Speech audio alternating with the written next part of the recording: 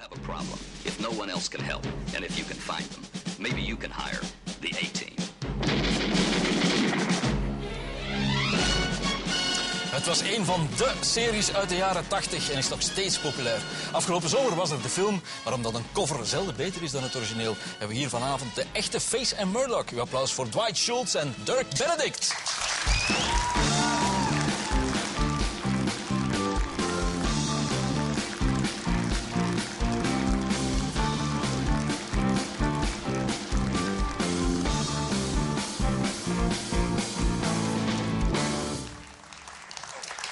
Welcome, Mr. Schultz, Mr. Benedict. Face and Murdoch from the A-Team on our coach. Murdoch and Face. Murdoch and Face, right. We were always mistaken for each other when we did the show. They always called him Dirk and me Dwight. Right. Yeah. 25 years, quarter of a century ago. Okay. Yeah. Now, but who's counting? Is it true that at the time you almost were not on the A-Team?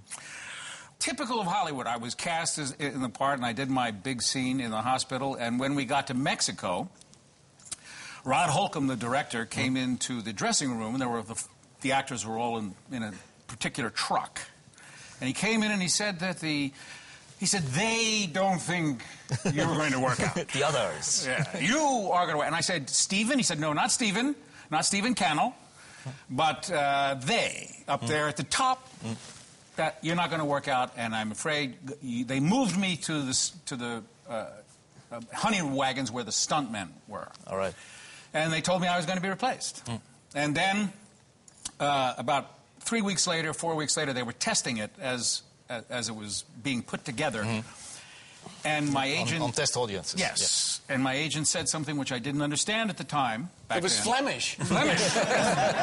Was that your dials were great. Your dials were great. Your dials were so spectacular, they're not going to fire you. And dials are just the audience sitting there. When they like you, they turn the dial to the right. And when they don't like you, they turn the dial to the left. That was my first marriage. Now so luckily you got the part. The rest is history. Let's have a look at a clip from the A-Team. Sign in. You're on the roster.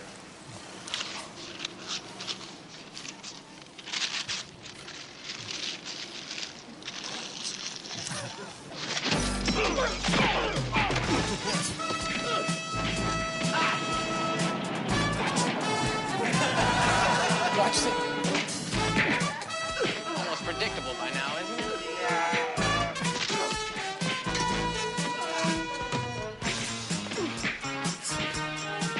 Needs to be on the line.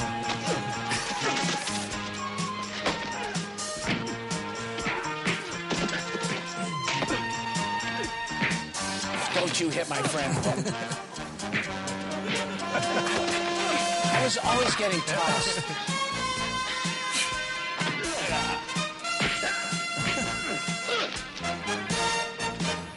Look at the hair. Yeah, See the hair? Look at it. Without hairspray. Peter, Miguel, is it all coming back? Yeah, we were huge fans. Yeah. It was very realistic at the time. Yeah. And I remember one time you guys came to Holland and there was a live show on TV and really we were watching like, they are real, for real. So. Yeah. Well, we weren't really, but... Yeah. Now, the show got a lot of criticism back in the States because it was supposedly too violent. Well, you saw. Yeah, but it's people violent. were punching each other. Yeah, but nobody ever got silly. killed. It was silly violence. It's cartoon it was violence. violence. It was a cartoon show. Yeah. You have cartoon shows. Yeah. Where comic book. Yeah. We have them. And when we came over here, it was Tros. Tros TV brought us here. And the very first thing that the fellow said there, we love the A-Team because there's no violence. It's true. And we had been, it was Captain Kangaroo. Yes, that's right. The Captain Kangaroo, a big children's television star, we did it. held a press conference and accused the A-Team of causing drug problems in the United States. Right before we came over here. Yeah, but nobody got ever killed in this. No. Well, you know, the most normal people understand that. It was just the ruling elite, people that They didn't like the fact, first of all, it was 4 guys, basically. So it was a male show. They didn't like that. There was no woman on the team. And we smoked cigars. They didn't like that. And we shot guns. They didn't like that. I suppose today the cigar thing would be the biggest problem. Verboten. Yeah, absolutely. Violence. Yeah, so... Now, Mr. Schultz, it's clear that Mr. Benedict, he got the best part on the show. Well, I just happen to be one of those guys who doesn't have any trouble separating work from pleasure. You haven't even said one thing about your job. Okay, let's go. Coming, Lieutenant? Mr. Benedict, do you have a little black book with all the actresses you kissed on the show? That's a good one. I wanted to do that from the moment I first No, I never did. Looks like we've got a lot in common. She's so cute. They were all so beautiful and wonderful. And That's the part you like most about the show? actually, no. Really? No. The best part was the jibber-jabber between the guys. Yeah. My favorite part were the scenes Dwight and I had, Murdoch and Face.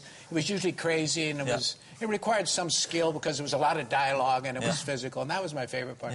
This was sort of always difficult with the girls because we were all comfortable with each other. They were new, so they were always a little nervous. Yeah, only there and for then a few I had days. a reputation, which I had to bring them into my trailer and relax them and say, look, I'm not like that in real life. Let me show you. So it was a little more, required a little more effort to do it. They were all wonderful, though. We had a lot of really wonderful actresses come on and play the guest stars. You never used to stand in, though. You know, I'll say one thing. We had a reputation as being chauvinistic, maybe misogynistic. All these girls, you saw some clips there, when they would leave the show, they would thank us all. They just loved being on the show because we were all actually We love women. We were gentlemen, you know. We love women. And we love women. We treated them with respect. Mr. Schultz, in the series BA, he wasn't... In the series, BA wasn't too fond of the jokes Murdoch made.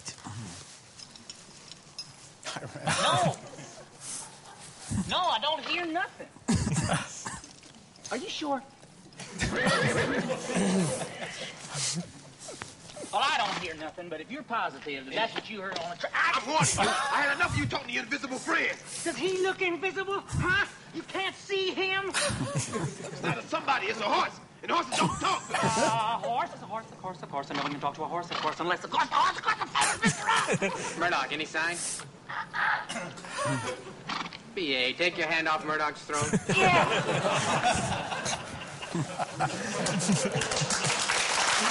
Mr. Schultz, how was he to work with? Was he as grumpy off stage? He was great. He was great. He really knew that what his job was, and he never interfered with anything. He said, "Give me my line. Give me my line. What is it? I can't remember it. Give it to me."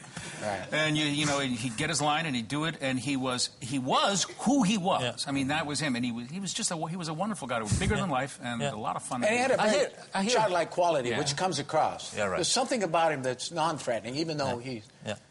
Very good businessman. Yes. Yeah. Yeah, but well, we see him from time to time selling Yeah, household appliances on That's shopping why we don't channels. see him anymore. He travels in There you go. different- Are you guys still in touch? No. Who, Dwight and I? We're never out of touch. Fearful. No. No, we're not. He, like I said, he travels in a different world now. I mean, he's still wealthy and famous, and we're just... Never bought anything from a shopping channel? No. We're in touch with George, who's passed on. Yeah. I hear that George Pepper and Mr. T didn't always see eye to eye. What was the problem? Who George and T? Yeah. No, they didn't, because... They didn't. But, you know, George was a lot like his character. He liked to mess with people's minds. And he liked a little... it was actually, in a way, it kept us all on our toes, you know. There was a lot of energy on that set, a lot of testosterone. The whole crew was male. Yeah. And then there was the 4 guys. It was just... And we worked fast. We didn't rehearse. We would just show up and do that stuff. We didn't have time. We'd do 7 pages a day with the fist fights and all that stuff. And as soon as you finish the fist fight, you go and do it. Which is a bit odd, because this was NBC's #1 show, and still is quite low budget. Well, for what we did, it was. But well, but it was a big budget. But they hated it. They didn't like the show. They didn't like it. They were angry that it was number one because there were other shows which they called quality programming, which should have been number one, and they would see us like this. And Brandon Tartikoff wrote. He said he wasn't proud of it, and so we were sort of the bad boy. You know. Mr. Benedict, something else. Your son's quite a good soccer player. He is. And I think there's quite a chance that he might come to play in He's Belgium. just over here in Belgium. He was here. He came home end of September. He was at Lierse. At Lierse. Lierse. Did I say it wrong? No. You said I don't handle criticism well. I know. I'm very proud of him. So I'll be living here. He's coming back in November. He's got more trials with teams here, and he'll be back here at the end of November, 4 or 5 weeks, and.